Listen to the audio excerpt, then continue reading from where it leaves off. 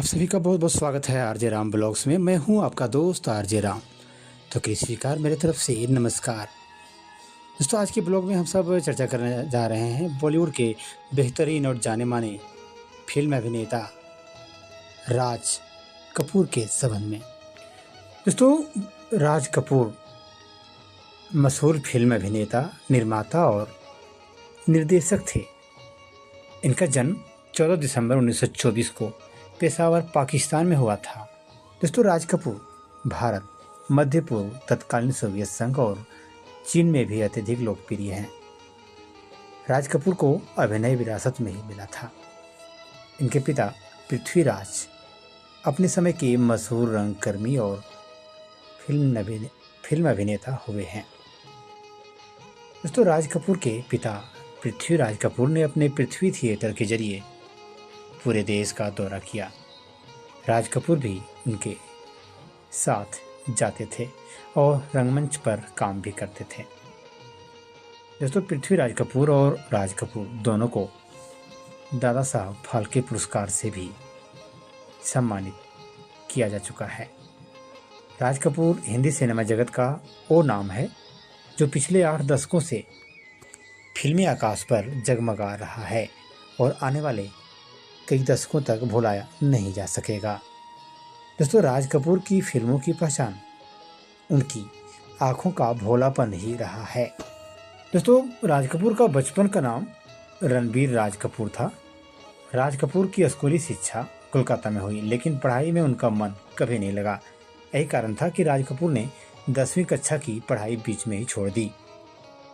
इस मनमौजी ने अपने विद्यार्थी जीवन में किताबें बेचकर खूब केले, पकोड़े और चाट खाई। तो दोस्तों, आज के ब्लॉग में हम सब चर्चा कर रहे हैं राज कपूर के संबंध में। तो अगर यदि हमारे चैनल को आप सब्सक्राइब, लाइक नहीं किए हैं तो तुरंत लाइक करें, दोस्तों को बताएं, दोस्तों में शेयर करें, ताकि आपके लिए हम एक से बढ़कर एक जानकारी लेके आवें और हमारी तरफ से दी गई जानकारी छूटे नहीं। फिलहाल फिर से चलते हैं जानकारी की तरफ। दोस्तों, पृथ्वीराज कपूर मुंबई आए तो उनके साथ मासूम राज कपूर भी आ गए। पृथ्वीराज कपूर सिद्धांतों के पक्के इंसान थे। राज कपूर को उनके पिता ने साफ कह दिया था कि राजू, नीचे से शुरुआत करोगे तो ऊपर तक जाओगे। राज कपूर ने पिता की ये बात गांठ बांध ली और जब उन्हें 17 वर्ष की उम्र में रंजीत मूवी टोन में साधारण अप्रेंटिस का काम मिला तो उन्होंने वजन उठाने और पोछा लगाने के काम से परहेज नहीं किया। काम के प्रति राज कपूर की लगन पंडित केदार शर्मा के साथ काम करते हुए रंग लाई, जहां उन्होंने अभिनय की बारीकियों को समझा। दोस्तों, एक बार राज कपूर ने गलती होने पर केदार शर्मा से चाटा भी खाया था। उसके बाद एक समय ऐसा भी आया जब केदार शर्मा ने अपनी फिल्म नीलकमल में मधुबाला के साथ राज कपूर को नायक के रूप में प्रस्तुत किया। तो दोस्तों, केदार शर्मा उस समय के नामचीन निर्देशकों में से एक थे। इन्होंने राज कपूर को क्लेपर बॉय के रूप में भर्ती कर लिया। दोस्तों, एक दिन की बात है, किसी शॉट को फिल्माने के दौरान राज कपूर ने क्लेप को इतनी जोर से टकराया कि अभिनेता की नकली दाढ़ी उसमें फंसकर बाहर आ गई। केदार शर्मा ने गुस्से में राज कपूर को जोरदार थप्पड़ रसीद कर दिया। थप्पड़ ने अपना काम किया और राज कपूर को बाद में केदार शर्मा के निर्देशन में ही नीलकमल मिल गई। इस फिल्म में मधुबाला राज कपूर की नायिका थी। तो दोस्तों, राज कपूर ने 1930 के दशक में बॉम्बे टॉकीज में क्लेपर बॉय और पृथ्वी थिएटर में एक अभिनेता के रूप में काम किया। ये दोनों कंपनियां उनके पृथ्वीराज कपूर की थी। दोस्तों, राज कपूर बाल कलाकार के रूप में इनकलाब और हमारी बात, गौरी में छोटी भूमिकाओं में कैमरे के सामने आ चुके थे। राज कपूर ने फिल्म वाल्मीकि, नारद और अमर प्रेम में कृष्ण की भूमिका निभाई थी, जो क्रमशः 1946 और 1948 में रिलीज हुई थी। इन तमाम गतिविधियों के बावजूद राज कपूर के दिल में एक आग सुलग रही थी कि वे स्वयं निर्माता निर्देशक बनकर अपनी स्वतंत्र फिल्म का निर्माण करें। उनका सपना 24 साल की उम्र में फिल्म आ के साथ पूरा हुआ, जो रिलीज हुई थी 1948 में, और इसका निर्माण और निर्देशन भी राज कपूर ने स्वयं किए थे। इसके बाद राज कपूर के मन में अपना स्टूडियो बनाने का विचार आया और चेंबूर में 4 एकड़ जमीन लेकर 1950 में उन्होंने अपने आरके स्टूडियो की स्थापना की। और दोस्तों 1951 में आवारा में रूमानी नायक के रूप में ख्याति पाई। दोस्तों राज कपूर ने बरसात, श्री 420, जागते रहो और मेरा नाम जोकर जैसी सफल फिल्मों का निर्देशन व लेखन किया और उनमें अभिनय भी किया। दोस्तों राज कपूर ने ऐसी कई फिल्मों का निर्देशन किया जिनमें उनके 2 भाई शम्मी कपूर और शशि कपूर और 3 बेटे रणधीर, ऋषि व राजीव अभिनय कर रहे थे। दोस्तों राज कपूर की फिल्मों के कई गीत बेहद लोकप्रिय हुए हैं, जिनमें मेरा जूता है जापानी, आवारा हूँ और ए भाई जरा देख के चलो शामिल है, जो काफी लोकप्रिय हुआ था। दोस्तों बचपन से ही राज कपूर को सफेद साड़ी पहने स्त्री से मोह हो गया था। इस मोह को उन्होंने अपने जीवन पर बनाए रखा। राज कपूर की फिल्मों की तमाम अभिनेत्रियां नरगिस, वैजयंती माला, जीनत अमान, पद्मिनी कोल्हापुरे, मंदाकिनी ने पर्दे पर सफेद साड़ी पहनी है और घर में इनकी पत्नी कृष्णा ने हमेशा सफेद साड़ी पहनकर अपने शोमैन के शो को जारी रखा है। तो दोस्तों आरजे राम ब्लॉग्स में आप सब बने हुए हैं और आज हम सब चर्चा कर रहे हैं राज कपूर साहब की। तो दोस्तों संगीत की राज कपूर को अच्छी समझ थी। राज कपूर को गीत बनने के पहले एक बार अवश्य सुनाया जाता था। आरके बैनर तले राज कपूर ने अपने संगीतकार शंकर जयकिशन, गीतकार शैलेंद्र, हसरत जयपुरी, विठल भाई पटेल, रविंद्र जैन, गायक मुकेश मन्नाडे, छायाकार राघव कमरकर, कला निर्देशक प्रकाश अरोरा, राजा नवाथे आदि साथियों की टीम तैयार की। राज कपूर ने फिल्मी दुनिया में संगठन का जो उदाहरण दिया है वह बेजोड़ है। दोस्तों 1947 में बनी फिल्म दिल की रानी में संगीत निर्देशक सचिन देव बर्मन थे।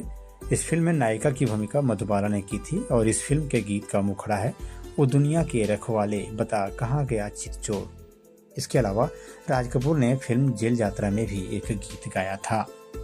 दोस्तों राज कपूर और नरगिस ने 9 वर्ष में 17 फिल्मों में अभिनय किया। अलगाव के बाद दोनों ही खामोश रहे। उन दोनों की गरिमामयी खामोशी उस युग का संस्कार थी।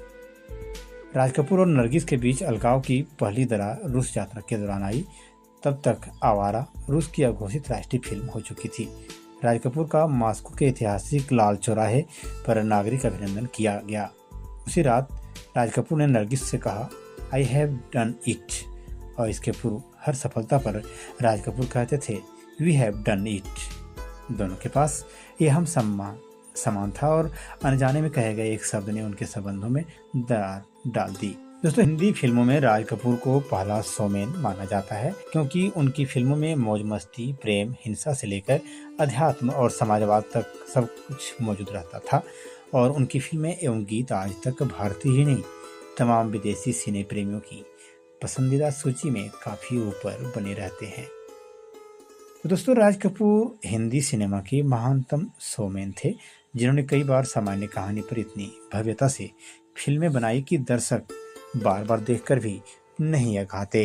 दोस्तों राज कपूर की आवारा, श्री 420, जिस देश में गंगा बहती है आदि फिल्मों में समाजवादी सोच विशेष रूप से उभर कर सामने आती है। राज कपूर एक संपूर्ण फिल्मकार के रूप में हिंदी सिनेमा का महत्वपूर्ण हिस्सा बने रहे। उनकी फिल्मों में शंकर जयकिशन, ख्वाजा अहमद अब्बास, शैलेंद्र, हसरत जयपुरी, मुकेश, राधो कर्माकर, शरीखे नामों की यह भूमिका रही। यही वजह है कि कई फिल्मकार राज कपूर का मूल्यांकन करते समय उन्हें एक महान संयोजक के रूप में भी देखते हैं। तो दोस्तों राज कपूर की चर्चा हो रही है आज के ब्लॉग आरजे राम ब्लॉग्स में। तो राज कपूर को फिल्म की विभिन्न विद्याओं की बेहतरीन समझ थी। यह उनकी फिल्मों के कथानक, कथा प्रवाह, गीत संगीत, फिल्मांकन आदि में स्पष्ट महसूस किया जा सकता है। शायद इसी वजह निचले दर्जे से सफर की शुरुआत की थी राज कपूर साहब ने। लेकिन फिल्मों में राज कपूर की शुरुआत चौथे असिस्टेंट के रूप में हुई थी। राज कपूर की महत्वाकांक्षी फिल्म मेरा नाम जोकर और एक और जहां गंभीर और मानव स्वभाव के दर्शन पर आधारित है, वहीं आवारा लीग से हटकर फिल्म थी। आवारा उनकी पहली फिल्म थी जिसे विदेश में भी खूब पसंद किया गया। इस फिल्म में उन्होंने स्पष्ट रूप से बताया कि अपराध का खून से कोई संबंध नहीं है और एक भले घर का लड़का भी अपराधियों की संगत में पड़कर अपराध की दुनिया में उतर जाता है, वहीं अपराधी का बच्चा भी बेहतर इंसान बन सकता है। ये सोच प्रचलित सोच के विपरीत थी जिसे काफ़ी पसंद किया गया।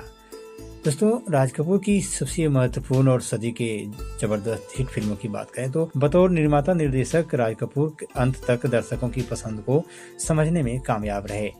1985 में प्रदर्शित राम तेरी गंगा मैली की कामयाबी से इसे समझा जा सकता है, जबकि उस दौर में वीडियो के आगमन ने हिंदी सिनेमा को काफ़ी नुकसान पहुंचाया था और बड़ी बड़ी फिल्मों को अपेक्षित कामयाबी नहीं मिल रही थी।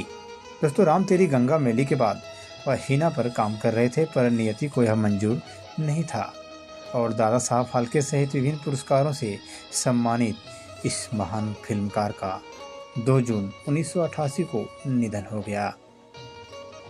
दोस्तों, राज कपूर के चरित्र चाहे सीधे साधे गांव वाले के हों, चाहे मुंबईया चौलवासी स्मार्ट युवा के, वह एक ऐसा आम हिंदुस्तानी था कि सीधापन और अपने सामाजिक भावनात्मक मूल्यों के प्रति उसका लगाव झलकता था। उसकी आंखों, बातों से और उसके किसी कठिन परिस्थिति में पड़ने के लिए जाने वाले निर्णय से उनका लगाव दिखता था। दोस्तों, राज कपूर का निर्णय हमेशा आशावाद से भरा और मानवता जीत का होता था, भले ही व्यक्तिगत हार या तात्कालिक नुकसान अवश्यंभावी हो। अपनी इसी पहचान को एक आम हिंदुस्तानी की छवि से सफलतापूर्वक जोड़कर राज कपूर ने एक ऐसे नायक को जिया जो सुपरमैन नहीं था, जिसे अपनी थाती, मूल्यों और जमीन से प्यार था, जो 10-20 आदमियों को पीट नहीं पाता था, लेकिन सही के पक्ष में रहकर पिट जाने से कदम पीछे भी नहीं करता था। दोस्तों, ऐसी सहानुभूति जुटाना सबके लिए सुलभ नहीं था और यहाँ तक कि जब संगम में राज कपूर का चरित्र अपनी सीधी सच्ची खिलदड़पन से जुड़ी मोहब्बत लुटाता है नायिका पर, जो पहले ही अन्य नायक की मोहब्बत में गिरफ्तार है, तो प्रचलन के अनुसार देखें तो राज कपूर को 2 के बीच आने वाला तीसरा बनना चाहिए था, मगर सहानुभूति दर्शकों की उनकी उन्हीं के साथ रहती है। दोस्तों, राज कपूर साहब को सन 1987 में दादा साहब फाल्के पुरस्कार प्रदान किया गया था। राज कपूर को कला के क्षेत्र में भारत सरकार द्वारा 1971 में पद्म भूषण से भी सम्मानित किया गया था। दोस्तों, आज के ब्लॉग में हम सब चर्चा कर रहे थे राज कपूर साहब के संबंध में। तो आज का ब्लॉग में जानकारी बस यही तक। आज की जानकारी आप सबों को कैसा लगा ये हम तक आप जरूर शेयर कीजिएगा, कमेंट जरूर कीजिएगा, ताकि हमें ये महसूस हो, ये एहसास हो कि हम आप लोगों के बीच में बने रहे हैं और आपको रिझाने का प्रयास कर रहे हैं। फिलहाल अपने दोस्त आरजे राम को दीजिए इस ब्लॉग से इजाज़त। नमस्कार।